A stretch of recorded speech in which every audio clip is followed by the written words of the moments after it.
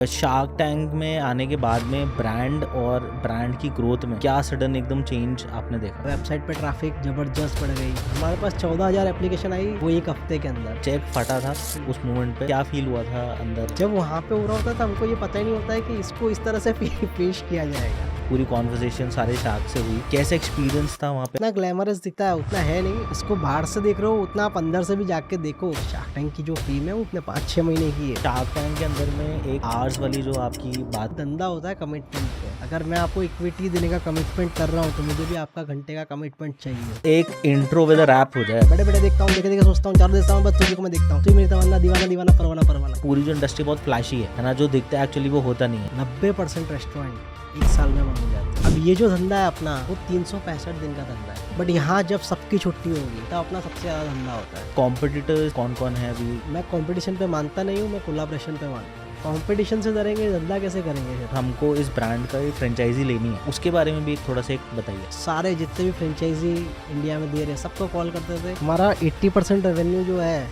वो सप्लाई से आता है और 20% है जो खाली फ्रेंचाइजी फीस से आता है। आपने ऐसी क्या क्या प्रॉब्लम्स आइडेंटिफाई करी इनटू द मार्केट? ऐसा धंधा बताओ जो 50 साल पहले भी चलता था, आज भी चलता है और 50 साल बाद भी चलेगा।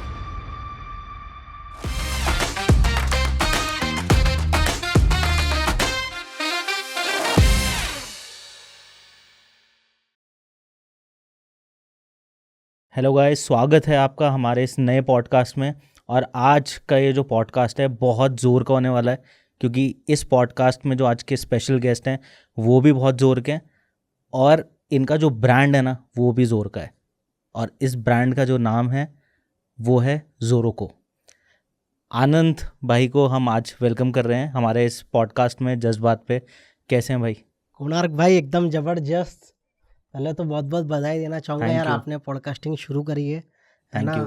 मेरी तरफ से बहुत बहुत बेस्ट विशेष है थैंक यू। ना। दमदार लेवल पर अपन इसको लेके जाए, बिल्कुल है बिल्कुल। ना। अब ब्रांड दमदार है तो आगे तो सारी चीज़ दमदार होने ही वाली है। बिल्कुल। तो स्टार्ट करते हैं। पहले welcome to pink city Jaipur. Thank you so much. कैसा लग रहा है आपको जयपुर में आके? कुछ जयपुर के बारे में स्पेशल आपके लिए?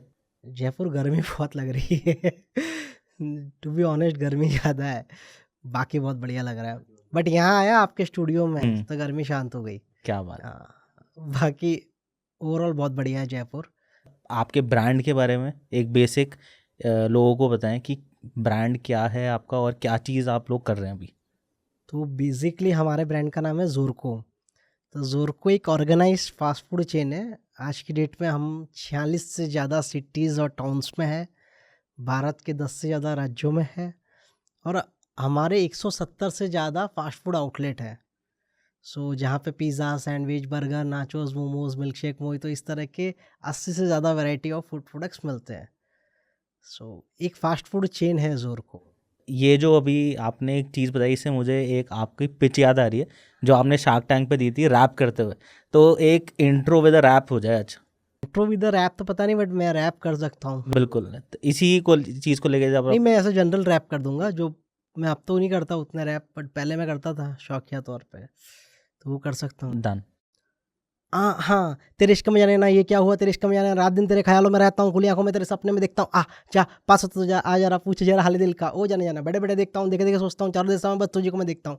दीवानों के गलियों में से जो, परवानों के सड़कों में से जो, तू मेरी मंजिल, तू मेरी तमन्ना, दीवाना दीवाना, परवाना परवाना। वाह भाई वाह, क्या बात है। ये कॉलेज टाइम पे मैं करता था। जो ज़ोरोको ब्रांड है आपका, उसके पीछे का जो एक थॉट प्रोसेस है वो एक बार आप लोगों को बताइए कि वो कैसे आपने स्टार्ट किया था और वो सारी चीज़ें जो उसमें इन्वॉल्व रही हैं in to the past making of this a brand. Konark भाई, इसकी शुरुआत हुई थी लॉकडाउन के सेकेंड वेव के दौरान। कैफ़े रेस्टोरेंट तो सबको कहीं ना कहीं करना ही होता है ना। बिल्कुल। मुझे भी करना था, मेरे भाई को भी करना था। हमने ऐसा सोचा था कि कभी ना कभी करेंगे। तो लॉकडाउन के अंदर हम सब घर पे कुछ ना कुछ बनाते थे, आपने देखा होगा, पोस्ट करते थे। उस समय ये थॉट आया, यार अपन लोग घर पे 5-6 लोग, मतलब 500-600 रुपये का सामान बाजार से लाते हैं और पूरा मतलब आराम से घर वाले खा लेते हैं। यही 5-6 लोग अगर बाहर रेस्टोरेंट पे खाना खाना जाए तो 2,000 का बिल बनता है। बिल्कुल। So there is a difference, मतलब बहुत मार्केट में गैप बहुत ज़्यादा है ना। उसमें मार्जिन तगड़ा है, ये चीज़ वहाँ पे समझ में आई। और back of the mind food का बिजनेस करना ये भी पता था। अब सामने एक अपॉर्चुनिटी आई, उस समय बहुत सारे रेस्टोरेंट क्लोज हो रहे थे। सूरत में वेसू करके एक जगह है, वहाँ पे भी एक कॉर्नर की शॉप थी, बहुत बढ़िया शॉप थी, वो क्लोज हो रही थी। तो हमको ये था कि ये क्लोज हो रही है ना कि इसकी लोकेशन या उसकी वजह से, ये हो रही है कोविड का शॉर्ट टर्म इम्पैक्ट है, उसकी वजह से हो रही है। ओके। तो वो अपॉर्चुनिटी थी, हमने उसको ग्रैब करा, वहाँ से फिर हमारी जर्नी शुरू हुई। अच्छा, तो आपने ऐसी क्या क्या प्रॉब्लम्स आइडेंटिफाई करी इनटू द मार्केट कि जिससे आपको ये थॉट आ गया कि ये जो चीज़ है ये हिट होने वाली है अब नेक्स्ट कुछ महीनों में या कुछ सालों में? सबसे बड़ी प्रॉब्लम जो हमने फेस करी वो होती है इसमें शेफ़ की प्रॉब्लम। अब ये जो धंधा है अपना, वो 365 दिन का धंधा है, और इस साल 366, लीप ईयर था 29, एक दिन एक्स्ट्रा मिल गया, एक दिन एक्स्ट्रा। कमाई एक दिन एक्स्ट्रा। बाकी धंधे में सैटरडे संडे ऑफ हो सकता है, संडे ऑफ हो सकता है, या दिवाली छुट्टी हो सकती है, होली छुट्टी हो सकती है। बट यहाँ जब सबकी छुट्टी होगी तब अपना सबसे ज़्यादा धंधा होता है। यहाँ पे कोई ऑफ नहीं होता, कोई वीकेंड नहीं होता, है ना। संडे जब सबकी छुट्टी होगी, हमारा सबसे ज़्यादा धंधा होगा। तो 365 दिन काम करना है ना, और रोज़ 14 घंटे काम करना है। 14 घंटे कैसे? सुबह 11 बजे आप कैफ़े खोलोगे, रात को 11 बजे तक तो चलाओगे, 12 घंटे हुए। और 11 बजे आपको सर्व करना शुरू करना है, तो 10 बजे आके कटिंग चॉपिंग करना, व्यवस्थित करना, झाड़ू पोछा ये सब करना। और रात को 11 बजे आप क्लोज करोगे, तो बाद में काउंटर गिनना, कैश गिनना, हिसाब मिलाना, ये करते करते 12 बजे। 14 आवर्स अ डे, 365 डेज ये धंधा है ना। सो ये सबसे बड़ी मेजर प्रॉब्लम है। ये जब सामने वाला इंसान जब बाहर बैठा होता है तो उसको बड़ा लुक्रेटिव बिजनेस लगता है कि मेरा भी एक कैफ़े हो, मेरा भी एक रेस्टोरेंट हो, है ना, सबको बड़ा। बट जब वो अंदर जाता है उसे मालूम चलता है कि ये 14 घंटे का धंधा है ना। यहाँ आपके टिकाने की ताकत होनी चाहिए। सो पहली चीज़ ये हो गई। फिर इसके अंदर आएगा शेफ़ का। अब कोई भी बंदा 365 दिन तो काम कर नहीं सकता, उसके घर पे भी कोई फंक्शन होगा, कभी हो सकता है बीमार हो, कभी कोई ओकेशन आए, और उसको भी पता है कि आप उसकी सबसे ज़्यादा ज़रूरत धंधे में कब है। मानो दिवाली के टाइम पे बहुत बढ़िया चलता है, तो ठीक दिवाली के पहले वो आपको बोलेगा कि मुझे गांव जाना है या मेरी तनख्वाह बढ़ाओ। तो ये 2 प्रॉब्लम है जो हमने फेस करी, और हमने उसको एलिमिनेट कैसे करा? हमने शेफलेस किचन मॉडल कर दिया। मतलब शेफ़ को ही एलिमिनेट कर दिया, किसी प्रोफेशनल शेफ़ की ज़रूरत नहीं है। मतलब सेंट्रलाइज्ड किचन से सारा काम हो रहा है। हाँ जी। अब जो वहाँ पे जो लोग हैं वो 2-3 दिन की ट्रेनिंग लेके पूरी चीज़ें सीख सकते हैं और आगे बढ़ सकते हैं। तो लाइक फॉर एग्जांपल अगर हम इस कॉन्वर्सेशन को आगे जैसे बढ़ा रहे हैं, तो अब जैसे लोगों के माइंड में क्यूरियोसिटी होगी कि अगर सपोज़ हमको इस ब्रांड का फ्रेंचाइजी लेनी है ना, तो एक तो प्रोसेस क्या डिफाइंड ब्रांड ने करा है, और उसके बाद में आपका एक क्या प्रोसेस रहता है, लाइक जो बेसिकली रॉ मटेरियल जैसे आपने बोला सेंट्रलाइज्ड होता है, तो वो उसके बारे में भी एक थोड़ा सा एक बताइए। बेसिकली हमारा जो टोटल निवेश है वो 8 से 9 लाख रुपए का है। उसमें से 3,99,000 हमारा एक चार्ज रहता है, जिसके अंदर हम ब्रांड फीस तो लेते हैं, उसके साथ साथ फर्स्ट टाइम का रॉ मटेरियल 50,000 की मार्केटिंग, है ना, T shirt, cap, training, 2 type की ट्रेनिंग होती है, एथिकेट ट्रेनिंग, किचन की ट्रेनिंग, ये सब चीज़ें उसमें इंक्लूडेड रहती है। और बाकी 4-5 लाख रुपए में वो इंटीरियर बना सकता है 250 से 300 कारपेट का। तो 8-9 लाख रुपए में वो धंधा आराम से शुरू कर ले। सबसे बेस्ट चीज़ हमारे अंदर ऐसा नहीं है कि ये कजारिया की ये टाइल्स चाहिए या इस कंपनी का ये चाहिए। फर्नीचर में हम फ्लेक्सिबल है, बोर्ड सेम रहता है। फर्नीचर सामने वाले को अगर OLX से सस्ता मिल रहा हो तो वो यूज़ कर लेगा। यूज़ कर ले, रोज़ रेस्टोरेंट बंद होते हैं, ले लो। और फर्नीचर तो सबसे ज़्यादा डेप्रिशिएट होता है, 100 रुपये की आइटम आपको 20 रुपये में मिलती है। बट जैसे अभी आपने एक चीज़ बोली कि ओलेक्स से भी अगर वो मिलता है या फॉर एग्जांपल वो कहीं से भी सोर्स कर लेता है, तो इससे एक जो यूनिकनेस ऑफ द प्रोडक्ट है या जैसे हम कैफ़े के अंदर का जो एम्बियंस होता है जनरली, लाइक फॉर एग्जांपल कोई भी एक रेस्टोरेंट चेन है, हम नाम नहीं लेंगे, बट अगर आप उसकी किसी भी चेन ऑफ आउटलेट में आते हो तो एक सिमिलर काइंड ऑफ एम्बियंस उसको क्रिएटेड मिलता है। तो अगर ये लोग बहुत ज़्यादा अलग अलग जगह से सोर्स करेंगे तो वो आपको नहीं लगता कि ये सारी चीज़ें थोड़ी डिफरेंट हो जाएगी? ये तो अच्छी बात है ना। अभी क्या सेम से इंसान बोर हो जाता है। फॉर एग्जांपल एक ब्रांड है जिसका कलर कोड रेड है, एक एग्जांपल ले लिया हमने। अब आप रेड थीम में एक बार गए, एक बार फ़ोटो खिंचवा ली। अभी फ़ोटोजेनिक ज़माना है, हर इंसान जाता है वहाँ पे फ़ोटो खिंचवाता है और रखता है। मैं वहाँ पे गया, मैंने एक बार फ़ोटो खिंचवा दिया, और मैं हफ्ते में 3 दिन जाने वाला इंसान हूँ, तो मैं रोज़ उसी का फ़ोटो रख पाऊँगा क्या? आप बताइए मुझे। नहीं रख सकते यार। आपको, हमारे यूथ को, जेन ज़ी को चाहिए ही रोज़ नया। तो ये तो हमारा प्लस पॉइंट है। मतलब आप आज इस वाले ज़ोरको पे गए, कल उस वाले ज़ोरको पे गए, सारे एम्बियंस के मज़े ले रहे हो। एक ही तरह का एम्बियंस देख के इंसान कब तक देखेगा? तो ये जो है ये पहले के टाइम पे चलते थे, लोगों ने किए, लेकिन आने वाले टाइम में आप देखोगे लोग ऐसे करेंगे। इवन मैं आपको एग्जांपल दूँ स्टारबक्स का। स्टारबक्स आप बहुत सारी जगह पे देखोगे ना, तो वहाँ पे थीम अलग-अलग हाँ, रहते हैं। थीम अलग है, राइट। क्यों रहते हैं? तो डिपेंड करता है जगह-जगह का। सो बेसिकली मतलब आपने ये काफ़ी सारी जो रिसर्च करी है इस ब्रांड को, जो आगे तक अभी आप लेके आ रहे हो, तो और कौन-कौन से ब्रांड को आपने स्टडी करा अपने हमने सब ब्रांड को स्टडी करा। हमने तो जब शुरू करा था फ्रेंचाइज़ी देना, हमको पता ही नहीं था फ्रेंचाइज़ी क्या होता है। टू बी वेरी ऑनेस्ट, बिल्कुल आइडिया नहीं था। फ्रेंचाइज़ी वर्ड सुना था, बट ये कैसे क्या होता है नहीं पता था। कस्टमर आते थे, हमको पूछते थे कि हमको फ्रेंचाइज़ी चाहिए सर आपकी, आप बताइए। तो हम बोलते थे हाँ ठीक है, देंगे, बताएँगे। फिर हमने सर्च करा, हमने क्या करा, सारे जितने भी फ्रेंचाइज़ी इंडिया में दे रहे हैं सबको कॉल करते थे कस्टमर बन के कि हमें आपकी फ्रेंचाइज़ी चाहिए, और उनसे सीखते थे। और उनसे ही सीख के फिर हमने हमारा मॉड्यूल रेडी किया।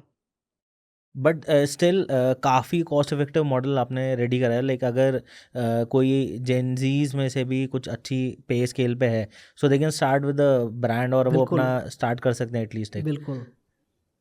अब अपन बात करते हैं जहाँ से आपकी लाइफ का एक बहुत इम्पॉर्टेंट टर्निंग पॉइंट हुआ है, that is shark shark tank. Tank.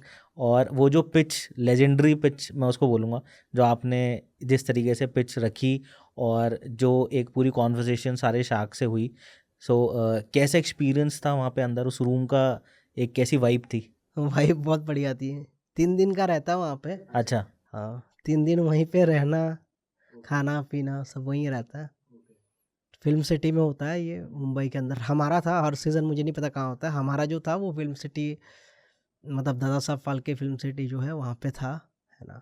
सो कैसा माहौल होता है वहाँ पे? लाइक और भी काफ़ी सारे लोग, ब्रांड्स होते हैं ऑफ कोर्स, तो आपने कभी इंटरेक्ट भी किया होगा। लाइक हाँ। एक इन जनरल, मतलब अपन पूछें, लाइक बहुत सारे लोग देख रहे हैं अपने इस पॉडकास्ट को, तो वो जानना चाहेंगे कि क्या माहौल क्रिएटेड होता है अंदर और बाहर दोनों में?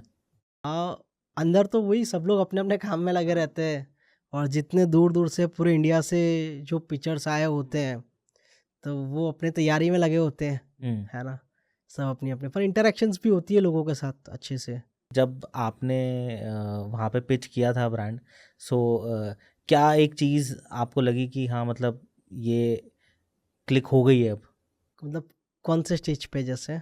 जब आप अंदर गए थे हाँ, सारे शार्क्स तो के नहीं सामने। पता होता है क्या हो रहा है। जैसे हम अभी कन्वर्सेशन कर रहे हैं, हम्म।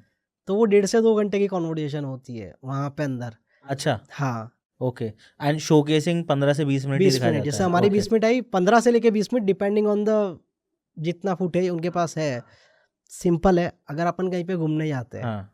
अपन कितने फ़ोटो खींचते हैं? 10 सेल्फी आदमी लेता है, पोस्ट कितनी करता है? 2, जो बेस्ट होगी वो। सेम वही है, 1.5 से 2 घंटे का कंटेंट शूट करा उनने, फिर उसमें से जो 20 मिनट का बेस्ट था, वो दिया। आफ्टर ऑल एक शो बन रहा है ना। बिल्कुल। और फेवरेट शार्क कौन सा रितेश मतलब? अग्रवाल ओके। हमेशा पहले भी थे। हम्म। आपने शायद देखा होगा, मैंने उनको इन्वेस्टमेंट के लिए पहले भी अप्रोच करा था। राइट, एक मेल आपने हाँ, करी थी, बिल्कुल। तब मैं हाँ। ओयो में इन्वेस्ट करना हाँ। चाहता था 2019 में। राइट। सो उनकी एक क्या ऐसी खास बात आपको लगी कि मतलब यू वांट, भाई आप उनको इतना पसंद कर रहे हैं रितेश भाई को? मतलब सेल्फ मेड बिलियनर है, और यंगेस्ट बिलियनर थे वो पहले, है ना? तो ये चीज़ मुझे लगता है कम एज में उन्होंने जो अचीव करा है, वो मुझे बहुत इंस्पायरिंग लगता है। मतलब हर एक यूथ को उनसे इंस्पिरेशन लेनी चाहिए। ज़ोरको का जो मॉडल है बेसिकली, जो फ्रेंचाइजी मॉडल आपको, मतलब फ्रेंचाइजी भी मैंने इसको शायद, आई थिंक फ्रेंचाइजी मॉडल कहना गलत होगा। आप इसको उस पे लेके जाना चाह रहे हैं, आई गेस, सप्लाई चेन पे भी। सप्लाई चेन तो है ही है। हमारा 80% रेवेन्यू जो है वो सप्लाई से आता है, और 20% है जो खाली फ्रेंचाइजी फीस से आता है। सो जैसे ओयो आज की डेट में जो उन्होंने एक लूप होल मार्केट में देखा था कि बजटेड होटल्स एंड एवरीथिंग, सो क्या ज़ोरको जो ब्रांड है वो, आपने भी उस कहीं ना कहीं इस चीज़ को मार्केट में देखा कि लो बजट के अंदर में आज फ्रेंचाइजी या कैफ़े मॉडल्स नहीं है, तो अगर इसमें करते हैं तो I guess this will be a बिल्कुल। Game changer into the industry? बिल्कुल। मैं आपको एक चीज़ बताता हूँ बहुत इंटरेस्टिंग। एक ऐसी चीज़ बताइए आप मुझे जो 50 साल पहले भी रेलेवेंट थी, आज भी रेलेवेंट है और 50 साल बाद भी रेलेवेंट रहेगी। आपको ये क्वेश्चन एज़ आप भी बिजनेसमैन, आपको बहुत लोगों ने पूछा होगा, ऐसा धंधा बताओ जो 50 साल पहले भी चलता था, आज भी चलता है और 50 साल बाद भी तो चलेगा। खाने का धंधा है। वो तो है ही है, बट हम्म, उसमें एक थीम बताता हूँ मैं आपको जो हमेशा चलती थी। खाने में भी चेंज होगा, हो सकता है 20 हाँ साल पहले लोग इतने मोमोज नहीं खाते थे नहीं, जितने आज खाते हैं। Right right. पिज़्ज़ा 20 साल पहले इतना नहीं था, अगर हमारे पेरेंट्स की जनरेशन पे जाओगे तो पिज़्ज़ा का कल्चर इतना नहीं था, लेकिन आज है और 20 साल बाद कुछ और रहेगा। बट एक चीज़ है जो हमेशा चलेगी, 50 साल पहले भी धंधे में थी, आज भी है और 50 साल बाद भी रहेगी, सस्ता और अच्छा। कोई भी प्रोडक्ट हो, आप ये माइक बेच रहे हो, आप सोफ़ा बेच रहे हो, आप कुछ कुशन बेच रहे हो, कुछ भी बेच रहे हो, सस्ता और अच्छा ये हमेशा चलेगा, कुछ भी प्रोडक्ट हो। बेसिकली वॉल्यूम पे वर्किंग हो रही है। कोई भी कस्टमर है ना, मतलब आज से 50 साल पहले के जो कस्टमर थे वो भी ये नहीं बोलते थे कि मुझे महंगा और बेकार चाहिए। आज भी कस्टमर ये डिमांड नहीं करेंगे और 50 साल बाद भी कोई कस्टमर होगा, अगर हम भी हो गए कस्टमर के बदले कोई चीज़ खरीदने जाते हैं तो हम भी यही चाहते हैं कि सस्ता और अच्छा। भले हम बताएं नहीं, हम चाहेंगे कि हमारी 500 की टी शर्ट 2000 की दिखे, बट हम मन में तो यही चाहेंगे कि हमें 500 रुपये वाली मिले। राइट। तो ये हमारी मेंटालिटी हमेशा ही रहेगी। आपके कॉम्पिटिटर्स कौन कौन है अभी ब्रांड के मैं कुछ? कंपटीशन पे मानता नहीं हूँ, मैं कोलाब्रेशन पे मानता हूँ। कोलाब्रेशन क्या है, आप कभी घूमने गए हो शिमला मनाली या कहीं पे भी, बिल्कुल बिल्कुल। तो वहाँ पे आपने देखा होगा, या गोवा एयरपोर्ट के बाहर आप जाते हो तो टैक्सी के प्राइस फिक्स है कि भाई मैं 1500 लूँगा, 2000 लूँगा। आप झिझक के कुछ भी कर लो, वो नहीं, क्योंकि वो एसोसिएशन बना रखी है, एक कोई भी भाव तोड़ेगा नहीं। तो मैं तो ये मानता हूँ कोलाब्रेशन अप्रोच पे। That is a very positive approach. बिल्कुल।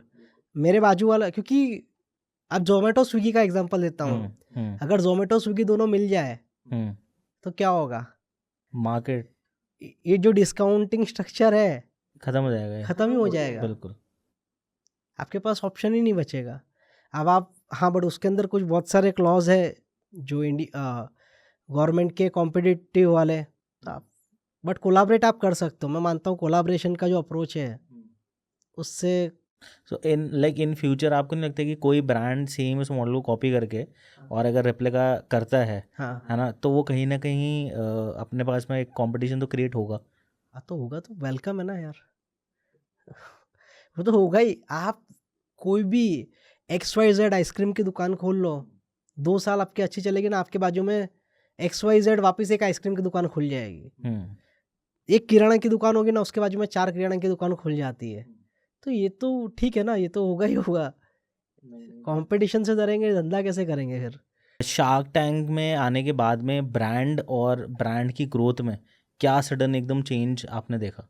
बहुत ज़बरदस्त, मतलब हमारे पास 14,000 एप्लीकेशन आई वो एक हफ्ते के अंदर, तो ये बहुत ज़बरदस्त इम्पैक्ट था। वेबसाइट पे ट्रैफिक ज़बरदस्त बढ़ गई। पहले कितनी आती थी? पहले तो हमारी तो इन्फॉर्मेटिव वेबसाइट थी, तो कोई खास ट्रैफिक वैसे आती नहीं थी, 400 जैसे लोग आते थे।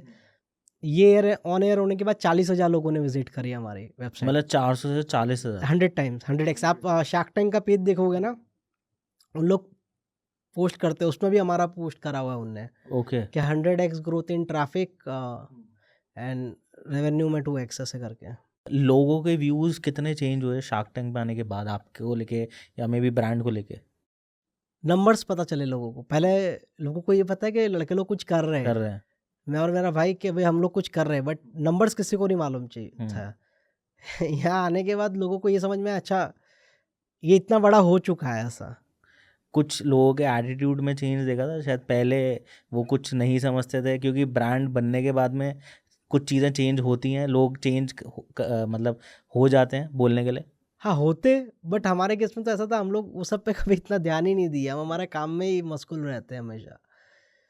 तो उस चीज़ से पहले भी इतना इफेक्ट नहीं पड़ता था, अभी भी नहीं पड़ता है ऐसा। अरे तो शॉर्ट टर्म है ना फेम, शार्क टैंक की जो फेम है वो कितने 5-6 महीने की है, और प्रैक्टिकल बात कर रहा हूँ। अब जो लोग ये समझ 6 महीने तक रहेगी, फिर नया सीज़न आ जाएगा तो पुराने कंटेस्टेंट को भूल जाएंगे। हम सीज़न 1-2 के कितने कंटेस्टेंट की अभी बात करते हैं, 4th आएगा तो भूल जाएंगे। तो एट द एंड तो जो काम होगा वो हमारे, जो हम पीछे काम कर रहे हैं बैकएंड में, उसी से हमारी पहचान होने वाली है। बेसिकली प्रोडक्ट में दम होना इम्पॉर्टेंट है। एग्जैक्टली, नहीं तो ये तो 6 महीने की फेम है या मैक्सिमम साल भर, जब तक नया सीज़न नहीं आता है। जब तक तो मतलब बेसिकली जब तक जितना यूटिलाइज कर सकते हो उस फेम को मोनेटाइज कर सकते हो उतना कर लो। राइट। एक जो कैश आपका शेफलेस मॉडल है, हाँ जी उसमें मैं पढ़ रहा था, तो दैट वाज लाइक जो SOPs वगैरह आपने जी। वो उसको उसके बारे में कुछ आप बात कर रहे थे, तो वो थोड़ा सा बताएं। SOPs क्या होता है? Standard operating procedures. मतलब किसी भी काम को करने का आपने एक तरीका बता दिया कि ये बर्गर है, इसको इस तरह से काटा जाएगा, यहाँ पे इतना सॉस, यहाँ पे इतना सॉस, ये पैटी, ये प्याज, ये बंद कर दिया। तो आपको ज़्यादा, जैसे मैगी है एग्जाम्पल, मैगी आप घर पे बनाते हो, उसके SOP ड्रिवन है। पानी डाला, मसाला सारा डाला, डाला। वो डाला, मिक्स किया, अरे SOP ड्रिवन होता है। SOP ड्रिवन होने से क्या होता है ना, आपको बहुत दिमाग लगाने की ज़रूरत नहीं है। सो जैसे आज के डेट में काफ़ी सारे लोग हैं जो कि रेस्टोरेंट्स में जा रहे हैं, खा रहे हैं। एक आपने एक चीज़ आपके कहीं एक चीज़ बोली भी थी, दैट जो रेस्टोरेंट्स के अंदर में काफ़ी सारी चीज़ें पहले ही बन जाती हैं और वो डिफ्रीज़ होती हैं, फिर उसके बाद में वहाँ तक पहुँचा। सो इसका एक पूरा प्रोसेस बताइए जो लोग जिनको पता नहीं है इस चीज़ के बारे में, कि ये पूरा कैसे पूरी इंटायर चीज़ कैसे वर्क करती है। पहली बात तो फ्रोज़न ऐसी चीज़ है जिसमें कोई प्रिजर्वेटिव ऐड नहीं होता है। फ्रोज़न का कॉन्सेप्ट क्या है? कोई भी आइटम ख़राब कब होती है? जब वो बैक्टीरिया के कांटेक्ट में आती है ना? तो फ्रोज़न में क्या किया जाता है, कोई भी चीज़ को बना के उसको -40 डिग्री में लेके जाया जाता है ना? ताकि उसके सारे बैक्टीरिया मर जाए और उसको पैक कर दिया जाता है। अब उसकी शेल्फ लाइफ 1 साल हो जाती है। अब उसको आप डीप फ्रिज में रखो तो 1 साल तक वो ख़राब नहीं होती है, और कोई विदाउट प्रिजर्वेटिव। तो ये है फ्रोज़न का कॉन्सेप्ट। और बाकी आप जैसे रेस्टोरेंट में बोल रहे हो, तो मैक्सिमम जगह ग्रेवी तो पहले ही रेडी करनी पड़ती है। आप घर पे एक पनीर की सब्जी बनाते हो तो 1-2 घंटे आपको लग जाते हैं, बट रेस्टोरेंट में आपको 20 मिनट में चाहिए होता है। तो वो बेचारे भी क्या करेंगे? तो वो सारी चीज़ पहले ही प्री डिफाइंड रहती हैं सारी हाँ। चीज़। अभी करंटली कितने आउटलेट्स अपने हो गए हैं? और 170। 170। हाँ। और राजस्थान में कुछ हैं आउटलेट्स? पाली में है, पाली में। फिर एक अपना भीलवाड़ा में है। भीलवाड़ा तो आई गेस अभी आपने रिसेंटली अभी ओपन जस्ट, करा है। हाँ। हाँ। सो जयपुर के जो ऑडियंस है उनके लिए एक पिच हो जाए भाई, है ना, जो ब्रांड में इन्वेस्ट और फ्रेंचाइजी में इन्वेस्ट करना चाह रहे हैं। सो वो आपकी इस पिच से हो सकता है आ जाए आपके पास। मैं तो बोलता हूँ मेरी पिच से ना हो, आप पहले टेस्ट करो, आपको मन में संतोष हो, है ना? एकदम 100% आपको लगे कि आने जैसा है और आपको इंटरेस्ट है इस काम में, आपको फूड ट्रेनर बनना है, तो आप, और फ्रेंचाइजी के आप ऑप्शंस देख रहे हो, तो एक ऑप्शन आपको ज़ोरको का भी देखना चाहिए। आपको 100% यकीन है, आप आओ हमारे ऑफिस विजिट करो सूरत में, मिलो हमसे, आपको लगे तो आप आगे बढ़ सकते हो। पिच करने की मैं तो ये मानता हूँ कि आप आओ, आप फुल्ली सेटिस्फाई हो जाओ, फिर आगे बढ़ो। मतलब पहले एक्सपीरियंस आप कर लो पूरा, एंड एक्सपीरियंस देन कर लो, उसके बाद में डिसीजन आप लीजिए। और भी 10, 15, 20, 25 फ्रेंचाइजी पूरा देख के आओ, फिर लास्ट में ज़ोरको के पास आना। फ्रेंचाइजी के बाद में अर्निंग की बात करते हैं, लाइक जो बिल्कुल। जो ओनर्स हैं या जो भी लोग इसको देख रहे हैं, अगर उनका सपोज मन करता है फॉर द फ्रेंचाइजी, तो अर्निंग मॉडल कैसे रहता है अपना? बेसिकली कोई रॉयल्टी नहीं है, कोई ठीक है। प्रॉफिट शेयरिंग नहीं है, ओके। है ना? 12 से 14 महीने का लगभग ROI होता है, और 50% आउटलेट हमारे प्रॉफिटेबल है। हाँ, 30% जो है वो एट पार है, और 20% लॉस मेकिंग है। और मैं ये चीज़ कभी छुपाता नहीं हूँ, आपने मुझे पूछा नहीं तो भी मैं बता रहा हूँ। नहीं, ये बहुत अच्छी बात है। लाइक अब इसमें एक क्वेश्चन इससे मेरे दिमाग में आ रहा है, दैट जो 30% non profit and no loss पे हैं, और जो 20% लॉस में, उसके लिए आप अभी क्या प्लान कर रहे हैं? हमने ये देखा है, मैक्सिमम जो लॉस मेकिंग है उसमें ये होती है, एक तो लोकेशन की दिक्कत होती है। ओके, मतलब वो पुअर लोकेशन पे कहीं ना कहीं। हाँ हाँ। ओके, ठीक है। दूसरा पार्टनर के बड़े इशू है, जो पार्टनरशिप में हुए हैं ना, हाँ उसमें क्या होता है ना, एक पार्टनर बोलता है कि तू ध्यान, यही वो 14 घंटे का धंधा हो गया, हाँ, मतलब एक बैठा हुआ एक नहीं बैठा हुआ, तो वो वाला वो इशू क्लैश होता हो है। जाता है उनमें। वो बोलता है मैं भी नहीं जाऊंगा, ये भी नहीं जाऊंगा, फिर बंदों के भरोसे छोड़ दिया, उस तरह की चीज़ें होती है। और हमारा जो मॉडल है वो वैसा मॉडल नहीं है कि इसके अंदर आप 8-10 लोगों का स्टाफ बिठा दिया और चलो। आपको खुद को फूड ट्रेनर बनने की इच्छा है तो उसके लिए हमारा ये सो आई मॉडल गेस 2-3 लोगों से 2 लोग 2 लोग। किचन में, एक आप काउंटर पे, अच्छा, that will be done. That will be done. Okay. So इसमें लाइक इन्वेस्टमेंट अपना हो गया 9 लाख समथिंग का, हाँ बिल्कुल। है ना? और अगर मैं कहीं गलत हूँ तो मुझे करेक्ट करना आप। और उसके बाद में आपने अराउंड 3.99 अप्रॉक्सीमेटली 4 लाख रुपीज़ का आपने एक फिक्स कॉस्ट निकाल लिया, इसके अंदर जिसमें आई गेस आपका एक तो फ्रेंचाइजी है और फ्रेंचाइजी एक है, फर्स्ट रॉ टाइम का रॉ मटेरियल्स वगैरह आप दे मटेरियल रहे है, हो। ट्रेनिंग है, मार्केटिंग है फर्स्ट टाइम की, सॉफ्टवेयर है। और ये मतलब 12 to 14 मंथ्स में रिटर्न आ रहा है। हाँ हाँ बिल्कुल। इस इंडस्ट्री के अंदर में कितनी डेप्थ है अगर हम बात करें इन टर्म्स ऑफ कि बिकॉज फ्रेंचाइजी की अपनी जगह तो है ही सारी चीज़, और आप क्या क्या चीज़ें मतलब कितना डेप्थ है इस चीज़ में? मतलब जैसे मतलब जैसे अगर हम आज फ्रेंचाइजी ले रहे हैं, हमने स्टार्ट कर दिया, सारी चीज़ है, एक लेवल के बाद में कितना प्रॉफिट मैक्सिमम एक आउटलेट निकाल लेता है, और अगर लॉस भी है तो कितना हुआ है? लॉस तो जो आपकी मूड़ी है वही है टेक्निकली। और दूसरी चीज़ आपको इस इंडस्ट्री की बात करें तो मैं कहता हूँ किसकी भी फ्रेंचाइजी आप लो, आप उतना ही लो कि अगर आप खुद धंधा शुरू करते हैं तो कितने रुपए में शुरू होता। मैं खुद का कोई फ्रेंचाइजी नहीं लेके कोई खुद का आउटलेट शुरू करता अपना ही ब्रांड, तो कितने देर में कितने रुपए में शुरू होता। और फ्रेंचाइजी ले रहा हूँ तो कितना डिफरेंस पे करना पड़ रहा है, और उतना डिफरेंस पे करने से मुझे उतना बेनिफिट हो रहा है। इस तरह से सामने वाले को कैलकुलेट करना चाहिए। फॉर एग्जाम्पल मैं खुद का शुरू करूँ तो मेरा को 10 लाख रुपये का खर्चा है, एक एग्जाम्पल, और मैं इसी के बदले किसी की फ्रेंचाइजी लूँ तो हो सकता है मेरा 20 लाख का खर्चा आ रहा है। तो मानो मैं 10 लाख का प्रीमियम पे कर रहा हूँ, तो 10 लाख के प्रीमियम पे करने से मुझे उतने कस्टमर भी एक्स्ट्रा मिल रहे हैं नहीं मिल रहे। इस तरह से सामने वाले को कैलकुलेट करना चाहिए। ये जो इंडस्ट्री है, कैफ़े वाली जो इंडस्ट्री आजकल काफ़ी एक तो बूम पे है, हाँ जी। और अभी हम लोग बात भी कर रहे थे कि लाइक कैसे आज के डेट में जो यूथ है वो पूरा पागल हुआ है for the opening of new cafes and all. So उनके लिए आपका क्या एक मैसेज रहेगा यूथ के लिए कि वो किस तरीके से उनको वर्किंग करनी चाहिए? बिकॉज ये पूरी जो इंडस्ट्री बहुत फ्लैशी है ना, जो दिखता है एक्चुअली वो होता नहीं है। बिल्कुल, मैं तो हाँ। हमेशा ये बोलता हूँ कि आप लोग इसको बाहर से देख रहे हो, उतना आप अंदर से भी जाके देखो कि 14 घंटे काम करना, है ना? 365 दिन काम करना, फिर बैठना यहाँ, तो चीज़ें हैं। पैशनेट हो तो आराम से कर लोगे, तो मज़ा आएगा। कुछ फिगर्स आप बता रहे थे रिगार्डिंग दिस इंडस्ट्री, बिल्कुल। वो भी आप शेयर करें हमारे साथ मैं में। आपको जैसे बता रहा था, वो मेरे फिगर नहीं है, वो रेस्टोरेंट एसोसिएशन है कि उसका राइट, फिगर है। राइट। 90% रेस्टोरेंट 1 साल में बंद हो जाते हैं। 90%? 90 आप अपने आस-पास देखेंगे। उसमें से 10% रेस्टोरेंट है, वो 5 साल में, आने वाले 5 साल में से उसमें से भी 5% बंद हो जाते हैं। 5 है, 100 में से 5 बचते हैं 5 साल बाद, और जो वो 5 बच जाते हैं उनकी 3 जनरेशन उसी से खाती है। सो बेसिकली इसको अगर इस तरीके से देखें कि जो भी आप रेस्टोरेंट ओपन कर रहे हो तो उसके पीछे एक पूरी रिसर्च करके और मार्केट रिसर्च करके पूरा नो हाउ लेके फिर करना चाहिए। बिल्कुल, और ओवरहेड एक्सपेंस जितने कम हो उतना अच्छा है। मार्केटिंग कैसे करनी चाहिए? फूड ब्लॉगर, हाँ, बाकी सारे जो है ना मीडियम, अभी के लिए बोल रहा हूँ, आज से 5 साल बाद क्या रेलेवेंट होगा पता नहीं। आज की डेट में इंसान अपनी चॉइसेस जो है ना वो रील्स देख के बनाता है कि यार ये बहुत बढ़िया रेस्टोरेंट लग रहा है, ये रील देखिए, यहाँ जाना है अगले फ्राइडे खाने या अगले सैटरडे। तो मुझे लगता है फूड ब्लॉगर वाली मार्केटिंग सबसे बढ़िया है। एक फ्रेंचाइजी अगर अपन ओपन कर रहे हैं ब्रांड की, सो उसके पीछे में कितनी मार्केटिंग कॉस्ट लगती है, कितनी जो फ्रेंचाइजी ओनर्स हैं वो लगा रहे हैं आज की डेट में? 50,000 की तो हम खुद करवा के देते हैं ठीक है। फर्स्ट मंथ के अंदर, और उसके बाद जो होता है वो 50-50।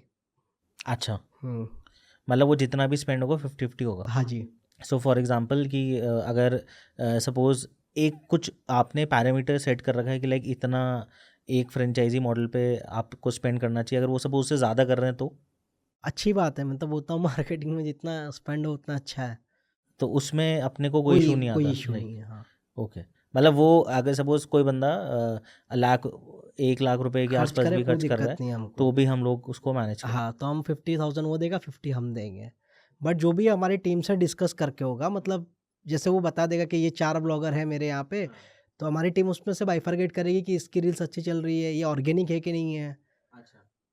बूस्ट करके भी व्यूज़ आए होते हैं। सो जैसे फ्रेंचाइजी कोई लेता है तो आपकी कोई एक ऐसी डेडिकेटेड टीम है, जैसे लोकेशंस के बारे में अपन ने बात करी। सो जैसे कुछ 20% जो क्लोज डाउन हो रहे हैं या मे बी जो लॉस में हैं, तो उनको वो इसलिए बिकॉज ऑफ लोकेशन, जैसे आपने बोला। लोकेशन, पार्टनर्स के इशू। हाँ, 2 चीज़। सो अगर लोकेशन की अगर हम बात करें तो आपकी कोई ऐसी टीम जो कि देखती है कि भाई लोकेशन ठीक ठाक इनकी है सिटीज़ में हाँ, जाके? अभी हम देखते हैं, जब से ये हमने एनालाइज किया उसके बाद हम देखते हैं। पहले हम क्या करते थे कि भाई जैसे आप जयपुर के रहने वाले हो तो हम ये सोचते थे कि आप जयपुर में रह रहे हो तो आपको तो कितना नॉलेज होगा जयपुर का। तो आपने कोई लोकेशन चूज़ करी है तो बहुत सोच समझ के ही करी होगी क्योंकि आप लोकलाइट हो। बट फिर हमको समझ में आता था कि वो उस तरह से नहीं सोचते थे। राइट। तो अब उस चीज़ को हम स्ट्रिक्टली कर दिए स्ट्रिक्टली कर दिया गया। कि भाई ये लोकेशन होगी तभी वहाँ अलाउ करेंगे। अब आप आओगे कि फर्स्ट फ्लोर पे करना है तो हम अलाउ नहीं करेंगे। शार्क टैंक के अंदर में एक आर्स वाली जो आपकी बात हाँ थी, जी।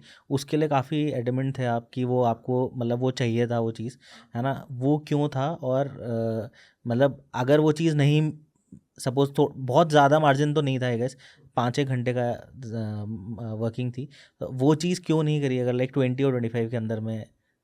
एक्चुअली उसमें अमन भाई का नहीं था ना, मतलब वो नहीं, वो बोल रहे थे कमिटमेंट नहीं दे पाऊंगा। सो बेसिकली धंधा होता है कमिटमेंट पे।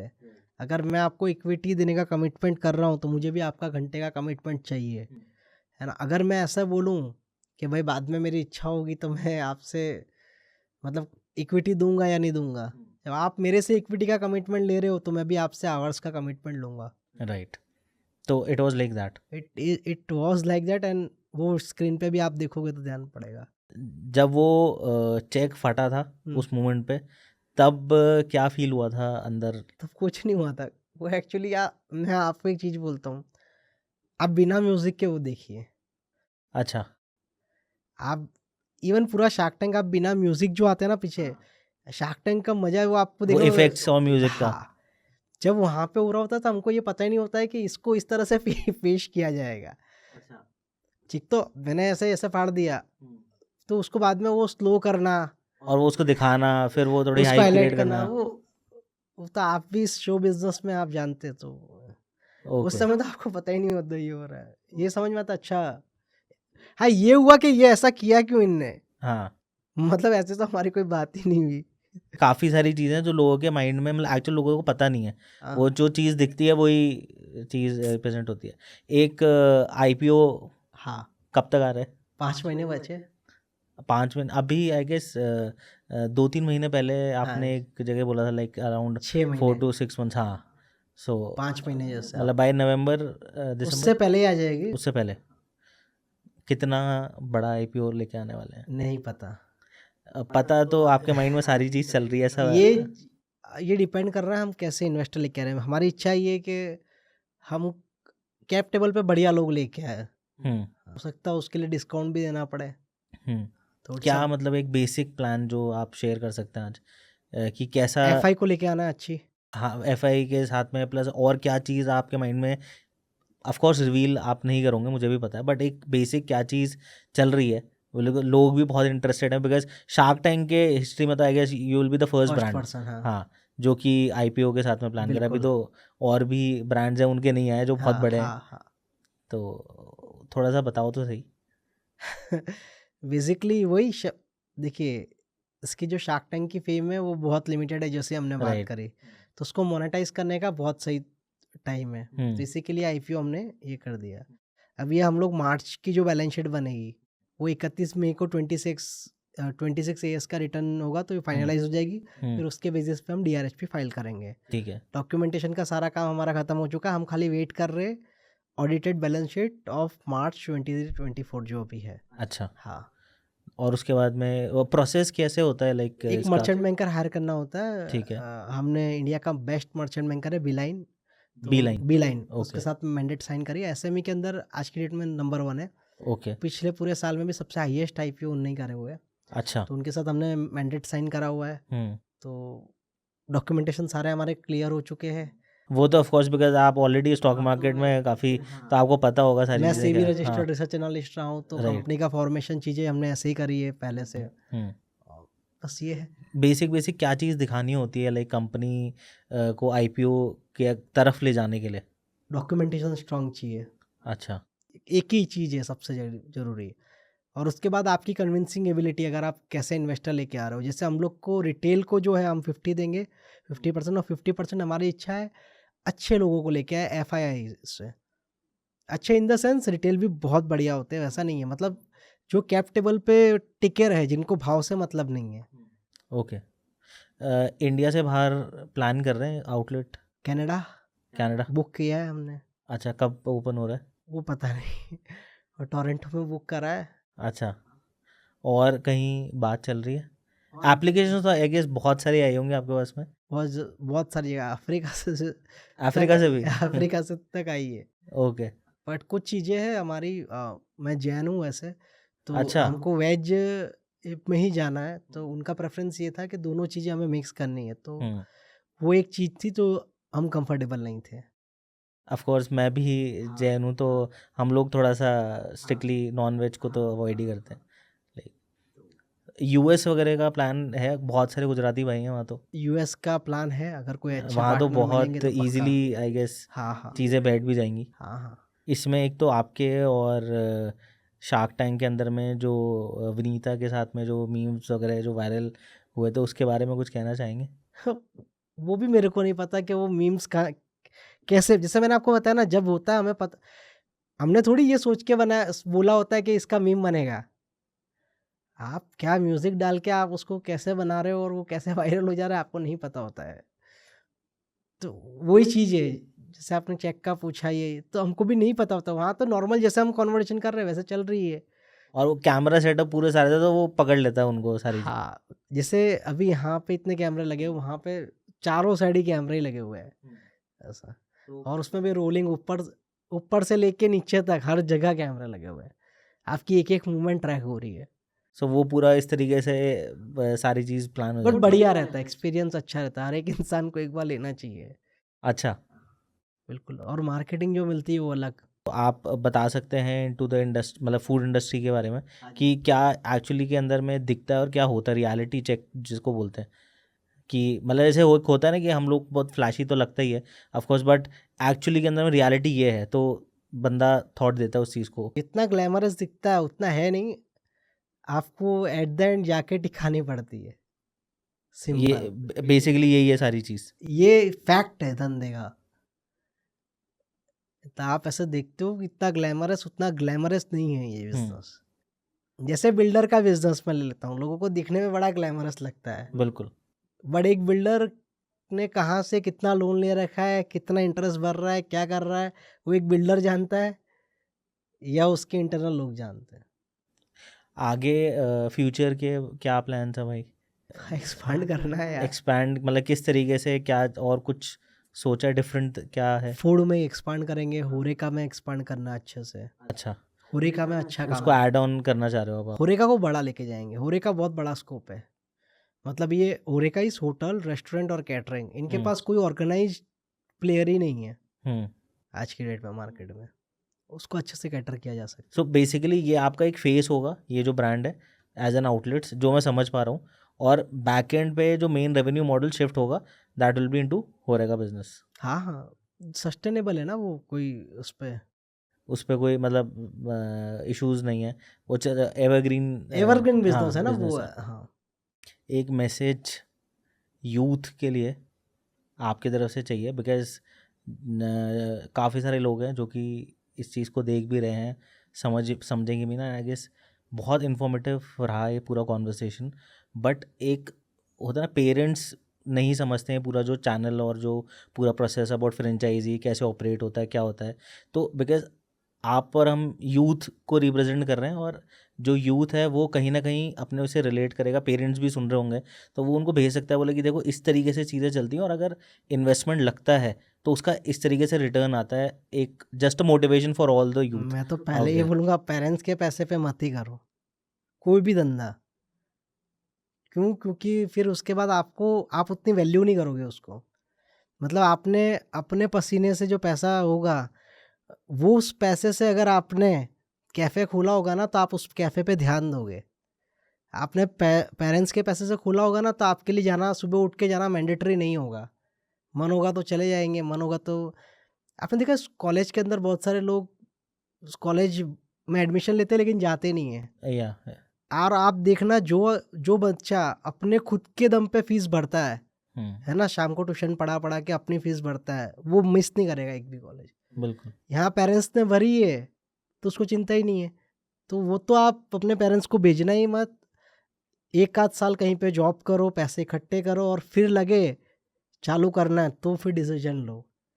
फिर आप जो करोगे ना, चाहे आप ज़ोरको की फ्रेंचाइजी खोलो, कुछ भी खोलो, उस पे आप ध्यान दोगे, नहीं तो फिर ध्यान ही नहीं दोगे। अपने जो ज़ोरको की फ्रेंचाइजी है उसके अंदर में लाइक अगर सपोज कोई खुद नहीं बैठना चाह रहा, like for any other reason, उनका एक बिजनेस ऑलरेडी सेट है और उनको एक सेपरेट एक वर्किंग करनी है, तो सपोज 2 जनों का, जैसे आपने बोला कि एक स्टाफ रख लिया, सारी चीज़ है, तो अपना जो एक पूरा सॉफ्टवेयर वगैरह रहता हाँ, ही होगा। पॉसिबल है, हाँ, तो वो मैनेज हो सकता है सारी। मैनेजेबल है, उसमें ना नहीं है, बट वो एक्सपेंस एक बढ़ जाएगा। ओके, मतलब जो रिटर्न शायद बंदा एक्सपेक्ट कर रहा होगा उससे थोड़ा सा कम होगा। एग्जैक्टली। और दूसरा, आप कितना भी ट्राई करो, जब खुद ध्यान देते हो ना, तब सारी चीज़ वो बात ही अलग होती है। है। जैसे कोई कस्टमर आया तो कोई उसकी इश्यू आया कि ये आ गया, कुछ भी एक्सपायर, और आप होगे ना, आप तुरंत उसको सॉर्ट कर दोगे। नहीं, that is very good thing, because ये काफ़ी सारे जो लोग हैं जो आज जिनको ये पॉडकास्ट पहुंचेगा, जो सुनेंगे, तो उनके लिए बहुत इंपॉर्टेंट होगा कि जैसे आपने बोला कि खुद के दम पे सारी चीज़ करो, है ना, तो वैल्यू पेरेंट्स करोगे, वैल्यू तभी होगी ऑफ कोर्स। नहीं तो फिर कोई मतलब ही नहीं। और दूसरा, एग्जीक्यूशन पे ध्यान दो। अभी क्या प्रोकास्टिनेट बहुत करते हैं लोग, मतलब आइडिया सबके पास होते हैं, आइडिया तो क्या है, अभी गूगल पे लिख दो तो भी 10 आइडिया मिल जाएंगे, है ना। तो लोग सोचते रहते हैं मैं कल से करूँगा, कल से करूँगा, ये करूँगा, वो करूँगा, आइडियाज़ बहुत सारे, एग्जीक्यूशन नहीं करते वो। सबसे इम्पोर्टेंट है एग्जीक्यूशन, छोटे से शुरू करो। फर्स्ट आउटलेट जब आपने खोला था ज़ोरको का, हाँ। तो कैसी फीलिंग थी वो, मतलब जब फर्स्ट आपने बैनर बाहर लगा होगा और जब सारी चीज़ कंप्लीट होगी, तो व्हाट वाज दैट फीलिंग, एक बार वो बताएं। तो ऐसा लग रहा था कि यार ये कैफ़े सच में हमारा है, ऐसा ये फीलिंग थी मतलब। और फंडिंग एंड ऑल, मतलब लाइक कैसे 4.5 लाख रुपए में हमने लिया था। लिया था? हाँ, मैं तो स्टॉक मार्केट का ही करता था हमेशा। हाँ, वो उस टाइम तो आप ऑफ कोर्स कर ही रहे थे, सारी चीज़ आपके पास थे, तो उससे स्टार्ट करा। और फिर फ्रेंचाइजी मॉडल में कैसे एकदम से थॉट दिया कि अब इसको करना है? लोगों के आने लगे कि हमको इसका फ्रेंचाइजी शुरू करना है हमारे एरिया में। तो फिर हमने सर्च किया, बहुत सारे लोगों को कांटेक्ट किया जो फ्रेंचाइजी दे रहे थे, उनसे मॉडल समझा, फिर हमने एक हमारा अच्छा सा मॉडल बनाया और उसके बाद फ्रेंचाइजी देना शुरू करा। तो वो पूरा फिर वहाँ से लेके और आज 170 170 plus plus outlets and all, that is a great number भाई। ठीक है, so it was pleasure talking to Anand भाई। और आज इस पॉडकास्ट के ऊपर में आनंद भाई के जज्बातों से हमने बात करी है, ओनली ऑन जज्बात। सो आप हमारे बारे में कुछ कहना चाहेंगे? बहुत बढ़िया है ना। हॉस्पिटैलिटी तो इनसे सीखनी चाहिए, है ना। मतलब कोणार्क भाई का रियली बहुत अच्छा लगा, मतलब इंसान बहुत बढ़िया है। मुझे बहुत अच्छा लगा यहाँ पे आके, स्टूडियो वगैरह भी बहुत अच्छा बनाया है, टीम बहुत अच्छी है, थैंक यू सब भाई, चीज़ें थैंक यू। बहुत बढ़िया है।